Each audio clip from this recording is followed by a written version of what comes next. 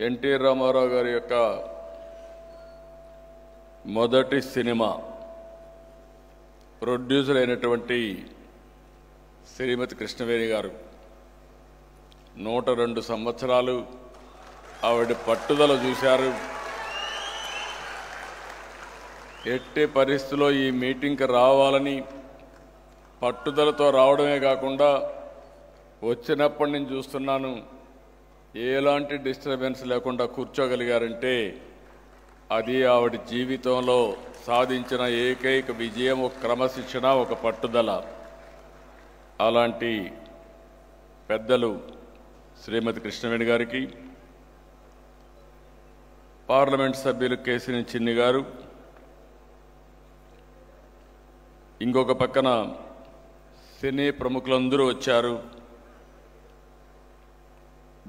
దగ్గుపాటి సురేష్ గారు, మాజీ పార్లమెంట్ సభ్యురాలు శ్రీమతి జయప్రద గారు, శ్రీమతి ప్రభ గారు, శ్రీమతి శ్యామల గారు, ఆదిశేషగిరిరావు గారు, కెఎస్ రామారావు గారు, ఈ కార్యక్రమాన్ని సమర్థవంతంగా నిర్వహించినటువంటి కార్యనిర్వాహకులు టిడి జనార్దన్ గారు,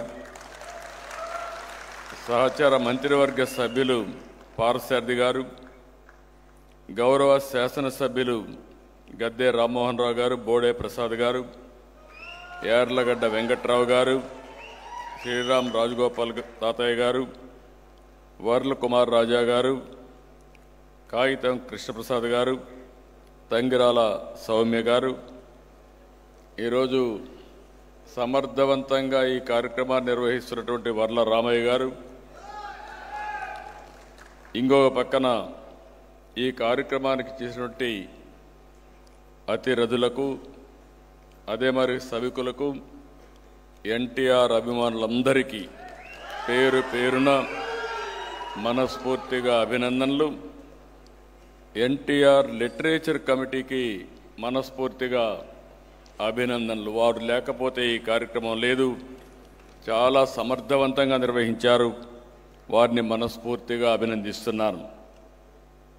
ఈరోజు ఎన్టీఆర్ వజ్రోత్సవ వేడుక, ఇది ఒక అపూర్వ ఘట్టం. గత సంవత్సరం ఎన్టీఆర్ శత జయంతి వేడుకలు జరుపుకున్నాం. సంవత్సరం అంతా కూడా జరిపాం. ఒక్కొక్కసారి ఒక యుగ పురుషుడు పుట్టినప్పుడు ఏ విధంగా చరిత్ర మరిచిపోదో దానికి ఉదాహరణే నందమూరి తారక రామారావు గారని చెప్పి నేను మీకు తెలియజేస్తున్నా. ఒక దేశంలో కాదు, ప్రపంచంలో అనేక దేశాల్లో ఆయన యొక్క